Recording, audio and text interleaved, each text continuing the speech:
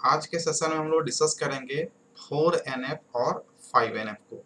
Previous session में हम लोग 1NF, 2NF, 3NF और BCNF को डिस्कस कर चुके हैं, जिसमें हम लोग 1NF में देखे थे कि कोई भी रिलेशन 1NF में तब होगा जब उसमें जो भी एट्रीब्यूट्स हैं एटॉमिक होंगे और कोई डुप्लीकेसी नहीं होगा। सेकेंड नंबर में वह रिलेशन हो सकता है जो पहले ऑलरेडी 1NF में हो और साथ ही साथ कोई भी पार्शियल डिपेंडेंसी नहीं हो, तो वो 2NF में कहलाएगा।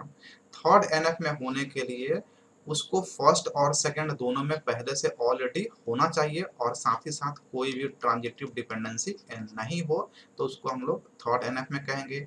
BCNF में होने के लिए क्या होता है कि अगर एक तरह के एट्रीब्यूट्स आपको डिफाइन किए गए हैं कि ये डिटरमाइन कर रहा है बी को, तो ये जो लेफ्ट हैंड साइड पार्ट है इस एट्रीब्यूट का वो ऑलरेडी जो क्या होना चाहिए, ये सुपर की होना चाहिए। अगर सुपर की है तो उसको हम लोग कहेंगे ये BCNF में है, यानी कि एक कंडीशन जो है ना ज्यादा अप्लाई कर दिया था 3NF में तो होता है BCNF, इसीलिए BCNF को स्पेशल केस कहा जाता है 3NF को। अब हम लोग आज डिस्कस करेंगे 4NF और 5NF में।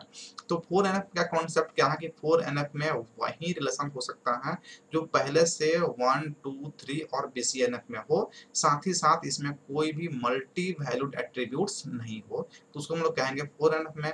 और 5NF में वह रिलेशन हो सकता है जो पहले से 1, 2, 3 BCNF और 4NF में हो और साथ ही साथ ज्वाइंट डिपेंडेंसी इसमें नहीं हो, तो उसको कहेंगे 5th NF में। अब इसको हम लोग डिटेल्स में डिस्कस करेंगे 4NF और 5th NF को। तो 4NF में कहता है कि कोई भी रिलेशन 4NF में तब हो सकता है जब वो ऑलरेडी BCNF में है, और BCNF में वही होगा जो 1, 2, 3 में पहले से हो। तो अगर कोई रिलेशन 4NF में है तो 1, 2, 3 और BCNF में ऑलरेडी होगा ही होगा। ऐसा अगर ऑब्जेक्टिव में क्वेश्चन पूछा जाता है तो वहां से देख सकते हैं और आसानी से इस क्वेश्चन को कर सकते हैं। नेक्स्ट इसमें कंडीशन होता है कि free from multi valued attributes. पहला कंडीशन है कि वो ऑलरेडी BCNF में हो। दूसरा कंडीशन है कि मल्टी वैल्यूड एट्रीब्यूट से फ्री हो, यानी कि मल्टी वैल्यूड एट्रीब्यूट्स में नहीं हो, तब वो 4NF में कहलाएगा।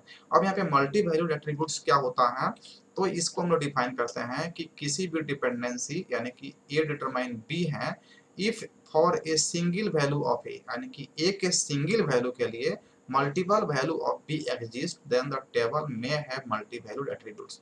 यानी कि लेफ्ट हैंड साइड के एट्रीब्यूट के लिए यानी कि एक वैल्यू के लिए बी का मल्टीपल वैल्यू एग्जिस्ट करता है, तो उसको बोलते हैं हम लोग मल्टी वैल्यूड एट्रीब्यूट्स। अब यहाँ पे हम लोग समझते हैं 4NF को जो है ना एग्जाम्पल के माध्यम से।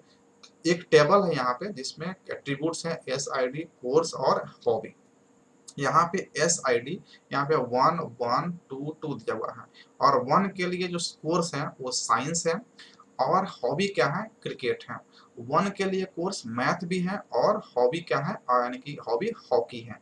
तो अब यहाँ पे देखिए रहे हैं डुप्लीकेसी जो है ना ज्यादा हो रहा है कि यहाँ पे 1 के लिए साइंस और क्रिकेट है, फिर 1 के लिए मैथ और हॉकी है। तो ऐसा भी होता है कि 1 के लिए साइंस और हॉकी हो सकता है और 1 के लिए मैथ और क्रिकेट हो सकता है। तो इस तरह से कॉम्बिनेशन जब हम लोग बनाते हैं तो यहाँ पे डुप्लीकेसी होने का चांसेस ज्यादा रहता है। तो इस तरह के केस में यानी कि एक SID के लिए जो है ना मल्टीपल वैल्यू एग्जिस्ट कर रहा है, साइंस क्रिकेट, साइंस हॉकी हो सकता है, मैथ क्रिकेट, मैथ हॉकी हो सकता है। तो ये मल्टी वैल्यू एट्रीब्यूट्स को रखा है ये टेबल, इसलिए ये क्या है 4NF में नहीं है, क्योंकि इसमें मल्टी वैल्यूड एट्रीब्यूट्स है। अब इसको हम लोग को अगर इसको मल्टी वैल्यूड एट्रीब्यूट को रिमूव करना है और 4NF में इस टेबल को ले जाना है, तो हम लोग क्या करेंगे, इसको ब्रेक कर देंगे दो पार्ट्स में। एक पहला हो जाएगा कोर्स ऑप्टेड टेबल, यानी कि अगर अगर SID जो है ना स्टूडेंट का ID अगर 1 है तो उसका कोर्स साइंस होगा या फिर मैथ होगा।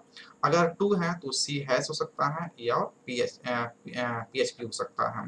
अगर हॉबी की बात करेंगे तो अगर 1 है तो क्रिकेट होगा या फिर क्या होगा, हॉकी होगा। अगर 2 है तो क्रिकेट होगा, नहीं तो फिर हॉकी होगा। तो इस तरह के जो है ना हम लोग जब ब्रेकिंग करते हैं तो हमारा 4NF में 4NF के लिए बेसिकली कंडीशन क्या हो गया कि ऑलरेडी BCNF में होना चाहिए और मल्टी वैल्यू डिपेंडेंसी उसमें नहीं होना चाहिए। 5th NF को हम देखते हैं तो 5th NF में होने के लिए पहले 4NF में होना चाहिए, साथ ही साथ ज्वाइंट डिपेंडेंसी उसमें नहीं होना चाहिए, तो वो कहलाएगा 5th NF में। और फिफ्थ एनएफ को हम लोग प्रोजेक्ट ज्वाइन नॉर्मल फॉर्म के नाम से भी जानते हैं, यानी कि पीजेएनएफ के नाम से भी जानते हैं। तो कभी कभी पीजेएनएफ को डिफाइन करने के लिए ही पूछ दिया जाता है कि पीजेएनएफ को डिफाइन कीजिए। जब भी पीजेएनएफ को डिफाइन करने के लिए कहा जाता है तो समझ जाइए कि प्रोजेक्ट ज्वाइन नॉर्मल फॉर्म के बारे में कहा जा रहा है, कि फिफ्थ नॉर्मल फॉर्म के बारे में कहा जा रहा है। ज्वाइन डिपेंडेंसी क्या होता है, तो यहाँ पे हम लोग ज्वाइन करते हैं। जैसे कि आपके पास कोई रिलेशन आर है और वो ऑलरेडी 4NF में है और इसको डिकम्पोज कर लिया, यानी कि एक रिलेशन आर को ब्रेक कर दिए R1 में, R2 में, R3 में, R4 में, यानी कि हम R4 यानी कि 4 रिलेशन में, यानी कि चार एक टेबल को 4 टेबल में हम लोग ब्रेक कर दिए। ब्रेक करने के बाद हम बाद में जो है ना इसको ज्वाइन कर रहे हैं, इन सभी को ज्वाइन कर रहे हैं। तो ज्वाइन करने के बाद अगर हमको सिर्फ वही आर मिल जाता है जो हमारा ओरिजिनल आर था, रिलेशन था, अगर वही मिलता है तो इस तरह के डिपेंडेंसी को हम लोग बोलते हैं ज्वाइन डिपेंडेंसी। कहीं कह रहा कि relation R is in 4NF and decompose in R1 R2 R3 dot Rn, then join all the relation from R1 to Rn, R1 से Rn तक सभी को जब हम लोग ज्वाइन करेंगे तो इट गिव्स आर। तो ओरिजिनल रिलेशन हम लोग को मिल जाता है, तो इसको बोलते हैं ज्वाइन डिपेंडेंसी।